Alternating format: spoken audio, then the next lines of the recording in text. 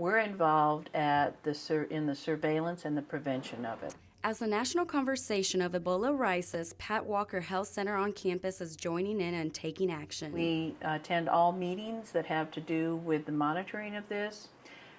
Internally, we have changed our practices so that anybody who comes to us, they're asked when they make an appointment if they've had any travel. And then if they say yes to international travel, then we get more specific. Has it been to one of these 3 countries?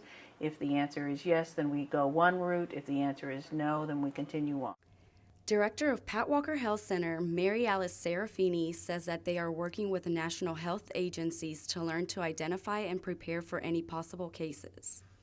The directions from the Centers for Disease Control, how you isolate somebody, who comes and transports the person, where they go to. We, of course, are in touch with the emergency operations of the county, Washington County, State of Arkansas, Washington Regional. We all are communicating. We're all working together to make sure if there's a case that it's isolated and taken care of in the appropriate way.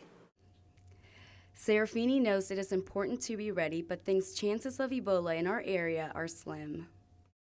Preparing internally to be ready in case of an event where somebody actually appears with Ebola, which is pretty unlikely because now you have airports and states who are really funneling down who could possibly be coming to Arkansas with contact with Ebola. Health professionals want students to not panic and be aware that we are approaching flu season. Flu is upper respiratory usually. It does have fever. Ebola has fever. Flu can have some gastro symptoms, but usually not much. It's usually, the cough and the headache and just being wiped out for a good week or 2. Pat Walker Health Center wants students to develop and practice healthy habits.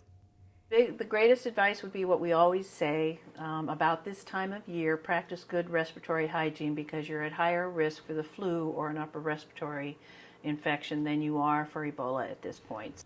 Reporting for the Lemke Newsroom, this is Dulce Wills.